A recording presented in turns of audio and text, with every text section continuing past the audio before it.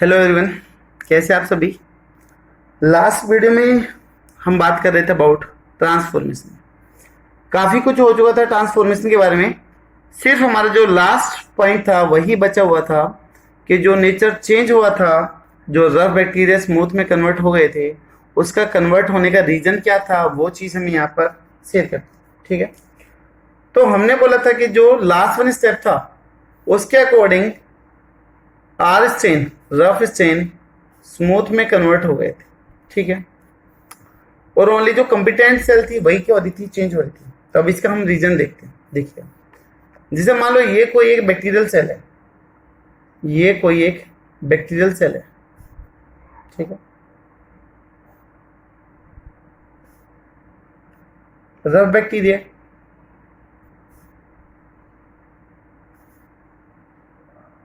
This one is the R bacteria, rough bacteria है।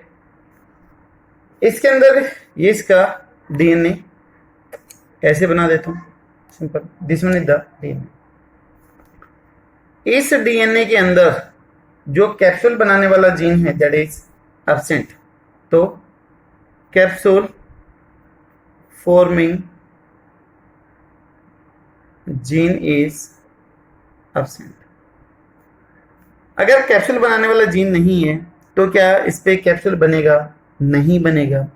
तो इसके जो एंटीजन हैं, ये जो मैं छोटी छोटी लाइन से रिप्रेजेंट कर रहा हूं, तो उसके एंटीजन फ्रीली क्या होंगे? एक्सपोज होंगे।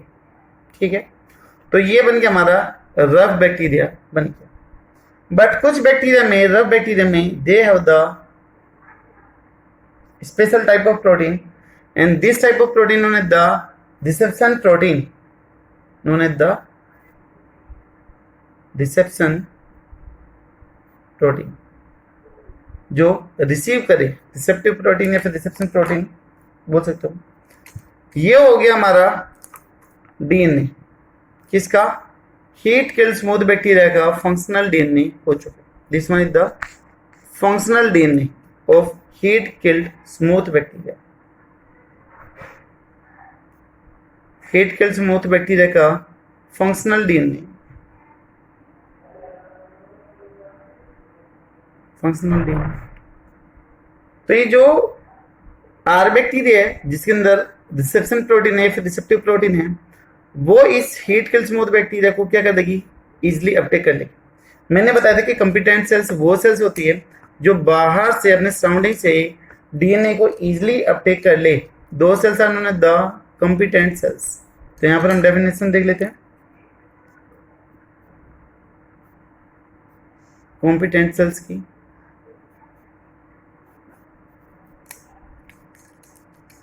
दो sales which have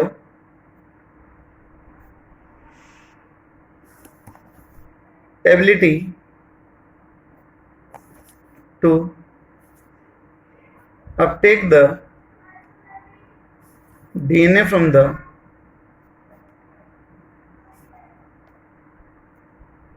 surrounding medium।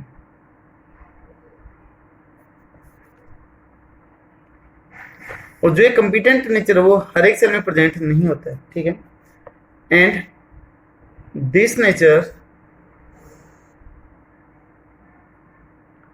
Is not present in all cells. सभी सेल्स में प्रेजेंट नहीं है।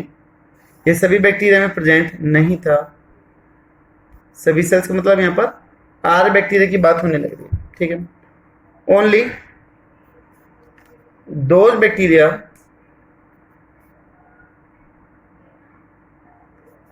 which have बोलो या फिर हेड भी बोल सकते था। ठीक है, which had this membrane protein या फिर ability that will show competence and finally change into smooth bacteria। और सिर्फ वही क्या होंगे, स्मूथ बैक्टीरिया में कन्वर्ट होंगे, नहीं तो नहीं। ठीक है, तो कंपिटेंट सेल्स वो सेल्स जो अपने सराउंडिंग से डीएनए को इजिली अपटेक कर ले। ठीक है, अभी देखिएगा ये जो आर बैक्टीरिया है, जो रफ बैक्टीरिया है,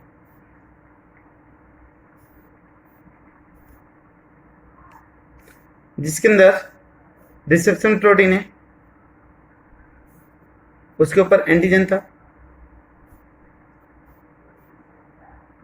ये इसका एंटीजन हो गया, ये इसका डीएनए हो गया। ठीक है, अब देखो जो ये डबल स्टैंडर्ड बैक्टीरियल डीएनए था, उसमें 2 डीएनए के स्ट्रैंड थे, उसमें से एक डीएनए के स्ट्रैंड डिजेनरेट हो जाएगा। क्यों हो जाएगा? डिजेनरेट हो जाएगा जी। क्यों डिजेनरेट हो गया एक स्ट्रैंड? दोनों के दोनों स्ट्रैंड क्यों नहीं जा रहे हैं?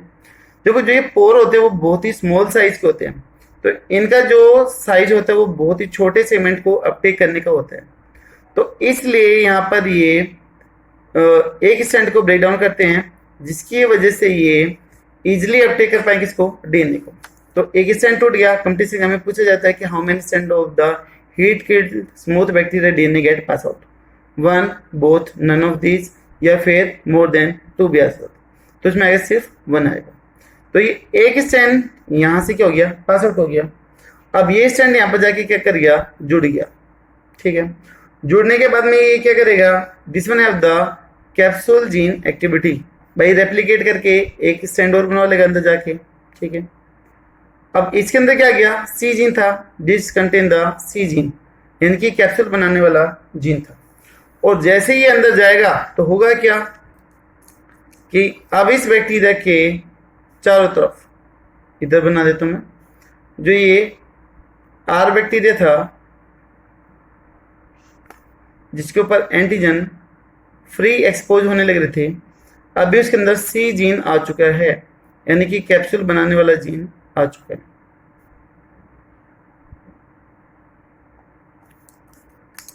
तो यहां पर सी जीन आ चुका है, that is the capsule gene. C gene mean that is capsule gene, और ये वो जीन है जो म्यूकस पॉलीसेकेराइड की फॉर्मेशन करेगा सेल के अंदर। ये जो जीन है वो सेल के अंदर म्यूकोपॉलीसेकेराइड की फॉर्मेशन करेगा, और वो लगातार बाहर की तरफ निकलना स्टार्ट होगा। ठीक है, तो ये जो बैक्टीरिया था रफ, उसके चारों तरफ म्यूकस का डिपोजिशन क्या हो चुका है, स्टार्ट हो चुका है। जिसने भी इससे पिछला वीडियो नहीं देखा हो ट्रांसफॉर्मेशन वाला, प्लीज देख लेना, तभी समझ में आएगा कि हम किस चीज के बारे में बात कर रहे हैं, क्योंकि near about 90% part of transformation हम पहले वीडियो में डील कर चुके हैं। ठीक है, ये सिर्फ उसका लास्ट स्टेप है, उसका मैकेनिज्म की बात आ रही है। तो यहां पर ये आ गया आपका, दैट इज कैप्सूल, जो म्यूकोपॉलीसेकेराइड है, दैट इज म्यूकोपॉलीसेकेराइड, जो शुगर का कार्बोहाइड्रेट का ये टाइप है। ठीक है, CH कार्बोहाइड्रेट का टाइप है। अभी इसके जो एंटीजन थे वो म्यूकस की वजह से क्या हो गई, कवर हो गई, और अभी ये किस में कन्वर्ट हो गया, स्मूथ में कन्वर्ट हो गया। ठीक है, तो दिस कैप्सूल या फिर mucus cover antigen, that is Ag, and now R bacteria get changed into the S, और अभी वो किस में कन्वर्ट हो चुका है, S, स्मूथ के अंदर कन्वर्ट हो चुका है। ये था ट्रांसफॉर्मेशन, जिसके अंदर ये प्रोटीन होगी, कंपिटेंस वाली प्रोटीन होगी, तो वही सिर्फ कन्वर्ट होगा, जिसमें नहीं है तो वो बाहर से डीएनए को रिसीव नहीं कर पाएगा, जिसकी वजह से वो चेंज भी नहीं होगा। ठीक है, ये था ट्रांसफॉर्मेशन के passage of genetic material from one bacteria to the another bacteria, that is known as transformation. तो definition क्या देते हैं ट्रांसफॉर्मेशन की,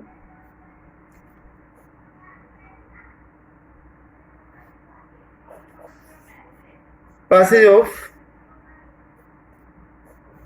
DNA from one bacteria to the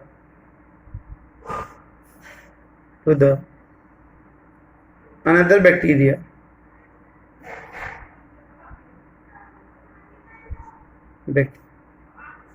and change its nature, उसको हम ट्रांसफॉर्मेशन बोलते हैं। तो पैरासेक्सुअल में हमने 3 टाइप पढ़े थे। तो जो कॉन्जुगेशन था उसमें भी एक बैक्टीरिया से दूसरे बैक्टीरिया में ढील नहीं गया था, लेकिन वहां पर किससे गया था? ट्यूब की सहायता से गया था। तो कॉन्जुगेशन और ट्रांसफॉर्मेशन में डिफरेंस आपके सामने, वहां पर गया था कॉन्जुगेशन ट्यूब की सहायता से, यानी कि जो ब्रिज था उसकी सहायता से गया था। लेकिन इसके केस में कोई भी ट्यूब इन्वॉल्व नहीं हो रही है, बल्कि जो कंपिटेंस नेचर है, जो रिसेप्शन प्रोटीन है, उसकी सहायता से ये पास आउट होने लग रहा है। तो this one is the transformation. तीनों प्रोसेस यहाँ पर हमने डिटेल से डील कर लिए। ये जो ट्रांसफॉर्मेशन है that is highly important, very important for 12th board exam. शायद 2018 या 19 के एग्जाम में ये आ चुका है 5 नंबर का क्वेश्चन। ठीक है, जो मॉलिक्यूलर बायो वाला चैप्टर वो तो है इंपॉर्टेंट, जितने भी बड़े क्वेश्चन है लगभग वहां से बनते हैं हर साल, तो काफी जरूरी है। उनमें से ये भी है जो पूछे जा चुके हैं, और कंपटीशन एग्जाम में भी यहाँ से क्वेश्चन पूछते हैं with respect to the strain, with respect to the gene, with respect to the capsule. इनके रिस्पेक्ट में क्वेश्चन यहाँ से पूछे जाते हैं, नीट एग्जाम के अंदर भी पूछे जाते हैं। ठीक है, तो यहाँ पर हमने पैरासेक्सुअल रिप्रोडक्शन कंप्लीट किया। इससे पहले हमने बात करी थी किसकी? एसेक्सुअल रिप्रोडक्शन की, जिसमें हमने बाइनरी फिजन और उसके मैकेनिज्म की बात करी थी, that is Cairns theta model, जो बोलता है कि बैक्टीरिया कैसे डिवाइड करेगा, उसके बारे में बात करें। ठीक है, तो यहाँ पर बैक्टीरिया की तीनों हमने मेन प्रॉपर्टी, तीनों मेन फीचर हम देख चुके हैं। पहला था न्यूट्रिशन, दूसरी हमने बात करी थी रेस्पिरेशन, और तीसरा था रिप्रोडक्शन। ये सभी प्रोसेस हम यहाँ पर डिटेल से डील कर चुके हैं। तो यहाँ पर यू बैक्टीरिया ऑलमोस्ट कंप्लीट होता है, स्ट्रक्चर देख चुके हैं, उसके जो फंक्शन थी, एक्टिविटी थी, वो देख चुके हैं। अभी मेन है उनकी इंपॉर्टेंस। ठीक है, उसका इकोनॉमिक इंपॉर्टेंस, जिसमें उसके बेनिफिट भी देखने और हमें हार्मफुल चीज़ों के बारे में भी बात करना है। ठीक है, तो नेक्स्ट वन हम हेडिंग डाल लेते हैं, that is economic importance of bacteria.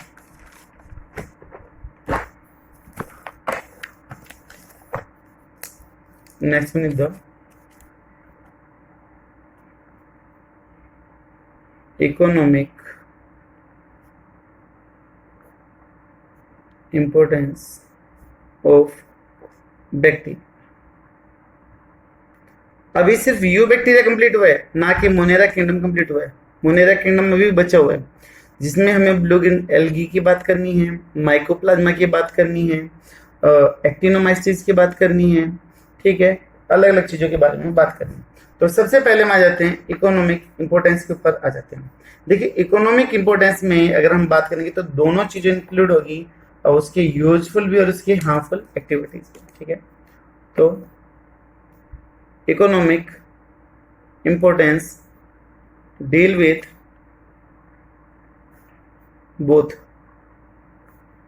Useful nature and harmful nature. ठीक है, बोलते कि जो माइक्रोब्स है बैक्टीरिया बोल दो, या फिर माइक्रोब्स बोल दो, या फिर यू बैक्टीरिया बोल दो, they are friends and foe of human being.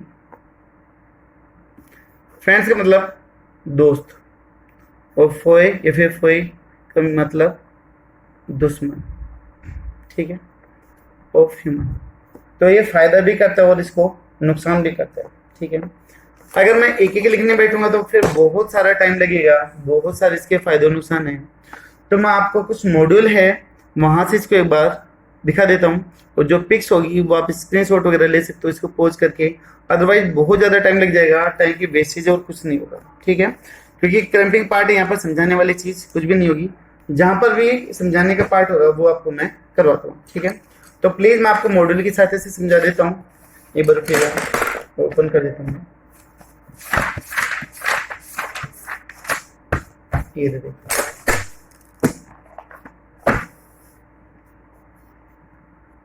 I think शायद विजिबल होगा सारा। इंपॉर्टेंस दे रखा है बैक्टीरिया का, उसमें दे रखा है सम यूजफुल बैक्टीरिया जिससे हमें फायदा होता है, और नीचे दे रखा है हार्मफुल एक्टिविटीज जिससे हमें नुकसान भी होता है। तो यूजफुल में देखिएगा सोइल फर्टिलिटी, बायो फर्टिलाइजर की तरह भी काम करते हैं।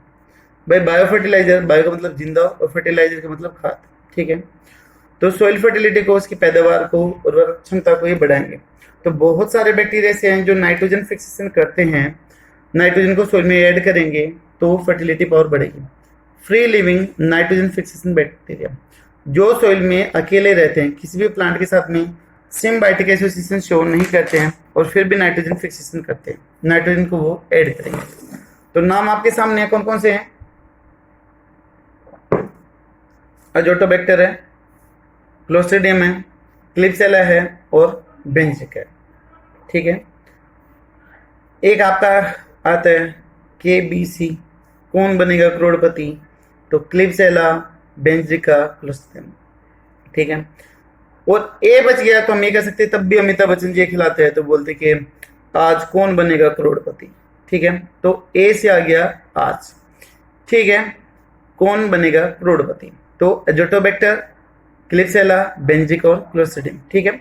आपको कंप्लीट नहीं बता रहे, लेकिन आपको बता देगा कि 4 बैक्टीरिया है जिनका नाम इन्हीं से स्टार्ट होता है और वो फ्री लिविंग नेचर के। उसके बाद में दूसरा है symbiotic nitrogen fixation bacteria. Symbiotic जो किसी चीज के साथ में अटैच होके रहे, जुड़ के रहे, ठीक है, उसको बोलते हैं सिम्बायोटिक नेचर बोलते हैं, सिम्बायोसिस। तो यहाँ पर आपका राइजोबियम, फ्रैंकिया और जेंथियम ये आ जाएंगे। अमोनिफाइंग बैक्टीरिया वो बैक्टीरिया जो अमोनिया की फॉर्मेशन करते हैं, जो माइंस में मिलेंगे, बोग दलदल में मिलेंगे, और भी जो गोबर गैस प्लांट वगैरह रहते हैं वहां पर भी मिलते हैं। तो वहां पर आ जाएगा आपका बैसिलस वुल्गेरिस और बैसिलस रेमस, ठीक है, बी का मतलब बैसिलस। उसके बाद में विनेगर प्रोडक्शन, सिट्रिक एसिड जिसको आप बोलते हो सिरका, बोलते हो सिरका या फिर citric acid, vinegar. Acetobacter aceti, ये इंपॉर्टेंट है भाई, पूछा जाता है, एसिटोबैक्टर एसिटाई। उसके बाद में कर्ड, चीज, योगर्ट प्रोडक्शन, जितने भी मिल्क आर्टिकल हैं उनको बनाने के लिए लैक्टोबैक्सिलस और स्ट्रेप्टोकोकस लैक्टाई रेस्पॉन्सिबल होंगे। अभी मैं आपको एक दूसरे मॉड्यूल में और दिखाता हूँ कि कर्ड के लिए कौन सा है, स्ट्रेप्टोकोकस क्या करेगा, फूड पॉइजनिंग भी करते हैं, तो वो भी चीज देखेंगे। पेट्रोलियम पोल्यूशन कंट्रोल, सोडोमोनास पोटेडा हमने पढ़ा था, एक टर्म पढ़ी थी दैट इज बायोफोर्टिफिकेशन, जिसमें हमने देखा था कि तब ऑयल स्पिल वगैरह बन जाती है तो उसको ट्रीट करने के लिए सोडोमोनास पोटेडा का यूज करते हैं, जो आनंद मोहन चक्रवर्ती जी ने डिजाइन किया था, जिसमें 4 प्लाज्मिड को जोड़ा गया था एक बैक्टीरिया के अंदर, आर्टिफिशियली बनाया गया था। तो वो पोल्यूशन को कंट्रोल करने में हेल्प करते हैं। एंटीबायोटिक्स दे रखी है, बैक्टीरियसिन जो बैसिलस लाइकनिफॉर्मस से मिला था, ये बैक्टीरिया लाइकन के ऊपर ग्रो करता है, तो बैक्टीरियसिन, ठीक है। बैसिलस सब्टिलिस से मिला था, सब्टिलिन, ये दोनों के दोनों एंटीबायोटिक के नेम दे रखे और किससे मिले थे वो यहाँ पर दे रखे हैं। उसके बाद में rating of fibre, rating of fibre का मतलब है कि जो फाइबर है उनको निकालना। जैसे मान लो आपने रस्सी बनानी है तो आप इस टाइम को गलाओगे, सड़ाओगे, तो जो एक्स्ट्रा चीज है वो तो डाइजेस्ट हो जाएगी, लेकिन जो फाइबर है वो बच जाएंगे, तो उसको आप बोलते हो रेटिंग ऑफ फाइबर बोलते हो। तो इसको बनाने के लिए कोलोस्ट्रिडियम, प्रेग्निफेंस, सोडोमोनास फ्लोरेसेंस, इडोबैक्टीरिया। क्यूरिंग ऑफ लीव्स, कर्लिंग नहीं है, कई बार इसको समझने में गलती करते हैं, कर्लिंग ऑफ लीव्स के पत्ते मुड़ जाते हैं ना, वो एक डिजीज होती है जो फंगस वगैरह की वजह से होती है, but this one is the curing. Curing का मतलब होता है किसी भी चीज को अनएरोबिक कंडीशन में फ्लेवर्ड नेचर देना, that is the curing nature. तो जो चाय की पत्ती और जो तंबाकू है उनमें जो कलर और जो स्मेल आती है वो क्यूरिंग ऑफ लीव्स कहलाती है।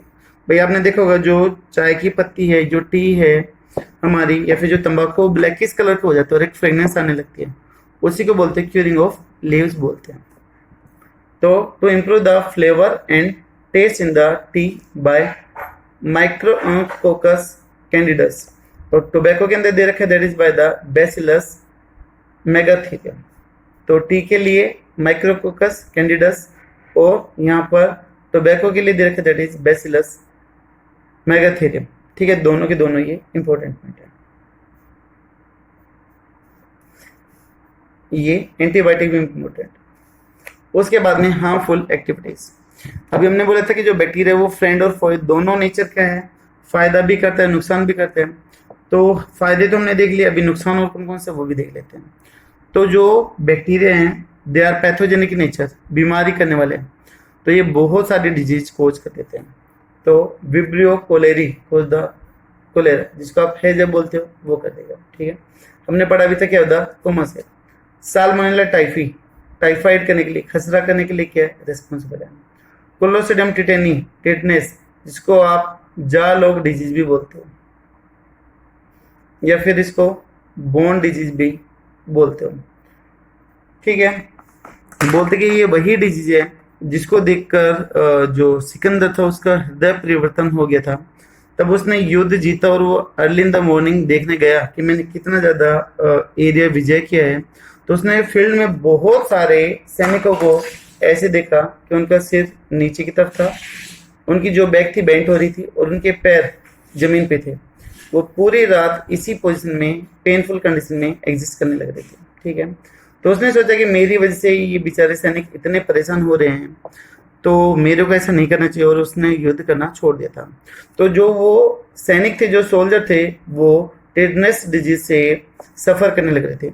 और जिन पर्सन को टेडनेस हो जाता है उनकी जबड़ा या फिर उनकी जो मसल्स है वो परमानेंटली कॉन्टेक्ट हो जाती है, इजीली ओपन नहीं हो पाती है। कई बार ऐसा भी होता है कि जिन पर्सन को टेडनेस होता है उनकी टंग टीथ के बीच में आती है और इवन कट भी हो जाती है। अगर किसी ने फिंगर वगैरह डाल दिया है तो फिंगर भी कट हो जाती है। ठीक है, तो ये एक्स्ट्रा पॉइंट है कुछ। ये आपका काफी बार एग्जाम में पूछा गया है कि विच को the citrus canker disease. Option में आपको दे देते हैं बैक्टीरिया, फंजाई, वायरस और एलगी। तो एक का आंसर हो जाएगा दैट इज बैक्टीरिया। और कौन सा बैक्टीरिया विच को द सिट्रस कैंकर, ये भी पूछ ले जाता है। आपको 4 बैक्टीरिया के नाम दे देते हैं, तो आंसर हो जाएगा दैट इज जेंथोमोनास सिट्री। ठीक है, तो सिट्रस जो खट्टे फ्रूट होते हैं उनके ऊपर ये चीज ग्रो करती है। उनकी लीव्स के ऊपर ब्राउन ब्राउन कलर के स्पॉट बनने स्टार्ट हो जाते हैं, जिसे आपने नींबू के ऊपर भी देखा होगा कि नींबू के ऊपर ब्राउन ब्राउन कलर के डॉट आ जाते हैं, that is citrus canker condition. ठीक है, ये एक मॉड्यूल की जो एक्स्ट्रा पॉइंट थे वो हमने डील करें। अभी वेट करिएगा, मैं एक दूसरी बुक या दूसरे मॉड्यूल और ओपन करता हूँ, वहां से आपका एक्स्ट्रा पॉइंट और करवाता हूँ।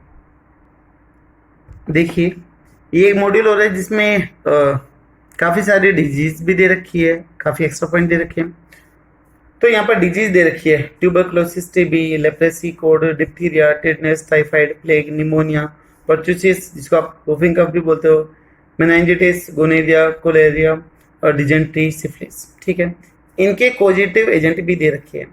जो टीबी कोज होती है बाय द माइक्रोबैक्टीरियम ट्यूबरक्लोसिस, ये हम डिटेल से पढ़ेंगे तब माइक्रोप्लाज्मा पढ़ेंगे। तो लेप्रेसी माइक्रोबैक्टीरियम लेप्रेरी। ठीक है, डिप्थेरी क्रोनीबैक्टीरियम डिप्थेरी, लास्ट में आपको हिंट मिलने लग रहा है। टिडनी क्लोस्ट्रिडियम टिडनी, अब देखा था। Typhoid salmonella typhi, plague pasteurella pestis और यर्सीनिया पेस्टिस। ठीक है, निमोनिया डिप्लोकोकस निमोनिया, फिर निमोनिया जिसको बोलते हो। परचुसिस वुफिंग कफ, जिसमें तेज तेज से आवाज आने लगती है, जिसको आप काली खांसी वगैरह भी बोलते हो। बोर्डेटेला परचुसिस। मेनिंजाइटिस, जो मेनिस हमारी ब्रेन की जो मेम्ब्रेन होती है 3, उसका इन्फेक्शन आपका मेनिंजाइटिस कहलाता है, जिसमें हेडेक कंडीशन रहनी स्टार्ट हो जाती है। निसीरिया मेनिंजाइटिस। ठीक है, गोनेरिया निसीरी गोनेरी, जो आपने एसटीडी के चैप्टर में पढ़ा होगा। जो ह्यूमन हेल्थ है उसके अंदर आपने पढ़ा होगा, रिप्रोडक्टिव हेल्थ में नहीं है तो फिर आगे पढ़ते हैं। Cholera by the vibrio cholerae. Dysentery, जिसको आप खूनी दस्त बोलते हो, that is by the shigella dysenteriae. Syphilis treponema pallidum. ठीक है, तो इसमें अगर हम इंपॉर्टेंस की बात करें, वैसे तो आजकल एग्जाम में पूछने बंद कर दिए गए हैं, लेकिन जो कुछ एक्स्ट्रा एग्जाम होते हैं, एसएससी वगैरह के हो गए, क्लरिकल एग्जाम हो गए, उनमें पूछे जाते हैं। अभी अपने कंपटीशन लेवल में नीट वगैरह में या एम्स वगैरह में ये जनरली नहीं पूछे जाते हैं। फिर भी अगर मैं इंपॉर्टेंस की बात करूँ तो टीबी हो गया, लेप्रेसी हो गया, टेटनेस हो गया, टाइफाइड हो गया, ये हो गया, मेनिक्स, लगभग जितने भी दे रखे वो मेन में नहीं दे रखी इसके अंदर। ठीक है, सिफिलिस और गोनेरिया दोनों की दोनों एसटीडी है, तो इसलिए ये इंपॉर्टेंट हो जाती है। ठीक है, सेक्सुअली ट्रांसमिटेड डिजीज है, तो इसलिए ये दोनों इंपॉर्टेंट हो जाते हैं। Disease is animals. ठीक है, ये तो ह्यूमन बींग्स की थी और ये एनिमल्स की। एंथ्रेक्स, एंथ्रेक्स ह्यूमन में भी हो सकता है। ठीक है। ठीक है। आपको याद होगा कंडीशन की कुछ साल पहले अमेरिका में एंथ्रेक्स की प्रॉब्लम आई थी। ब्लैंक एनवलप मिलते थे, घर के बाहर व्हाइट पाउडर होता था, जैसे ही खोलते थे तो घर के जितने भी पर्सन होते थे उनके जॉइंट्स पेन करना स्टार्ट कर देते थे, तो वो आपका एंथ्रेक्स प्रॉब्लम हो जाती है। ब्लैक लेग कंडीशन, इनके पॉजिटिव एजेंट दे रखे हैं, कोई इंपॉर्टेंस नहीं है। Disease in plant, citrus canker अभी पड़ा था। Leaf blight of rice, Xanthomonas oryzae, Oryza sativa, scientific name of the rice. Crown गाल डिजीज इन द बैक्टीरिया पड़ा था, एग्रोबैक्टीरियम ट्यूमिफेशन, जिसके अंदर टी आई प्लाज्मेट था, जो नेचुरल जेनेटिक इंजीनियर भी कहलाता है, सोइल में प्रेजेंट होगा, that is gram negative bacteria. ठीक है, कुछ एक्स्ट्रा पॉइंट और देख लेते हैं, दैट इज फूड पॉइजनिंग कौन कौन से करते हैं। Some bacteria are responsible for the food poisoning, जो 3 टाइप के दे रखे हैं। साल्मोनेला एंटीटाइडिस, अभी किस तरीके से करते हैं वो चीज देखिएगा। These bacteria survive on milk product and also in the intestine of the man. Mainly जो मिल्क प्रोडक्ट होते हैं उनको स्पॉइल करने के लिए, रोटन करने के लिए खराब है, उनसे फूड पॉइजनिंग करेंगे। इवन ह्यूमन के इंटेस्टाइन में भी मिलते हैं। दे सिक्रेट टॉक्सिन, ये टॉक्सिक को सिक्रेट करते हैं और ये उसी टॉक्सिक से क्या करते हैं, फूड को डाइजेस्ट करेंगे और ये फिर वो क्या करते हैं, उसको इंजेस्ट करते हैं। ठीक है, तो ये टॉक्सिक इनके लिए तो क्या हो गया, एक तरीके से बेनिफिशियल, लेकिन हमारे लिए कैसे हो गया, ये हार्मफुल हो गया। लेकिन जैसे ये टॉक्सिक हमारे अंदर जाएगा तो cause the vomiting and the dysentery condition. दूसरा दे रखा स्ट्रेप्टोकोकस ओरेसिस, these bacteria survive on the milk and egg product. ठीक है, तो मिल्क और एग प्रोडक्ट पे ग्रो करेंगे। They secrete toxic which damage the central nervous system.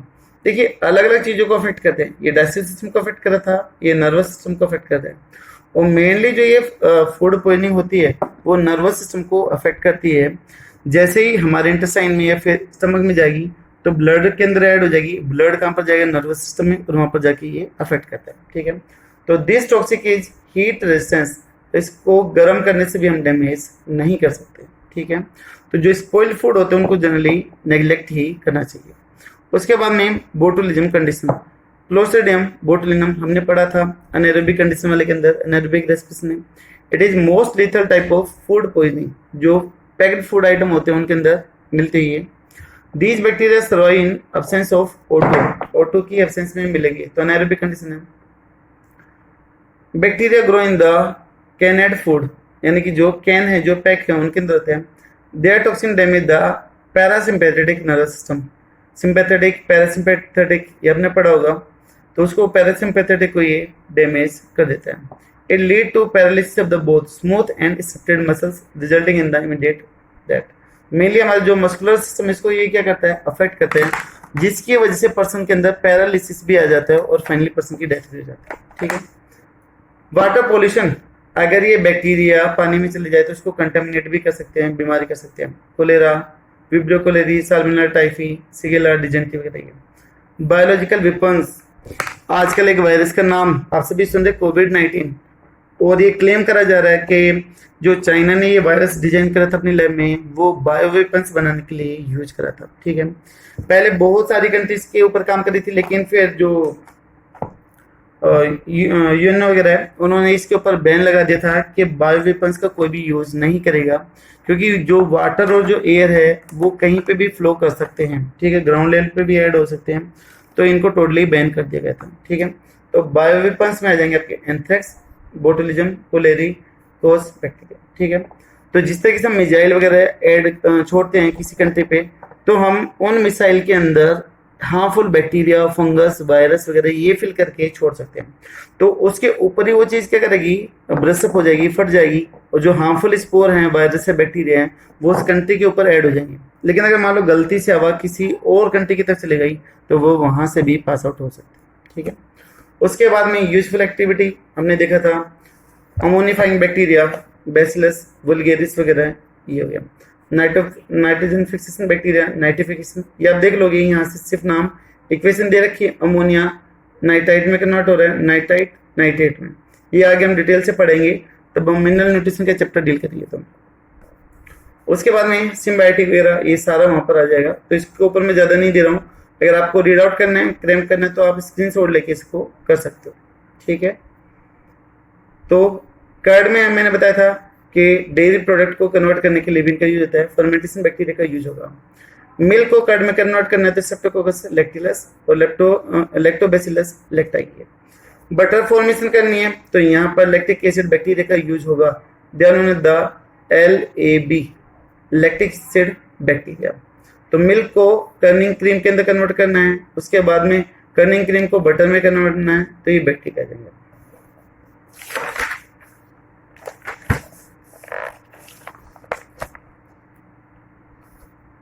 Antibiotics term given by the वास्टमैन, फाइंड आउट किसने करी थी? Alexander Fleming. पहली थी आपकी पेनिसिलिन, ठीक है, पेनिसिलिन नॉन एटम से निकाली गई थी।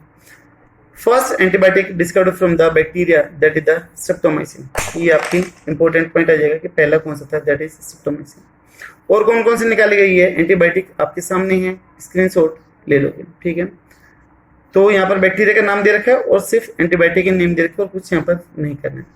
इंडस्ट्री में हमने पढ़ा था जो एसिटिक एसिड वगैरह है उसको बनाने के लिए इसका यूज करते हैं, इथेनॉल फॉर्मेशन में यूज करते हैं, और राइबोफ्लेविन जो विटामिन B2 है उसको बनाने के लिए क्लोस्ट्रिडियम ब्यूटीलाइगम बैक्टीरिया का यूज करते हैं, ठीक है। E coli bacteria produce vitamin E and vitamin K, ठीक है। उसके अलावा propionibacterium bacillus megatherium produce vitamin B12, ठीक है। इम्प्योरिटी ऑफ गंगा, बोलते कि गंगा के पानी में बैक्टीरियोफेज है जो हार्मफुल बैक्टीरिया को किल करते हैं, लेकिन एक बैक्टीरिया भी दैट इज द डेलोविब्रियो बैक्टीरियोबोरस, ये जो हार्मफुल बैक्टीरिया है, ये जो बैक्टीरिया बेनिफिशियल है और ये हार्मफुल बैक्टीरिया को क्या करता है, किल करता है। इसके अलावा गंगा के पानी में बैक्टीरियोफेज भी है जो बैक्टीरिया को किल करते हैं। पॉपुलेशन इंडिकेटिंग बैक्टीरिया, ई कोलाई बैक्टीरिया अगर पानी में अमाउंट ज्यादा हो गई तो मतलब वहां पर सीवेज वाटर का कंटामिनेशन है, जो हम कॉलोनी फॉर्म काउंट से पता लगा लेते हैं।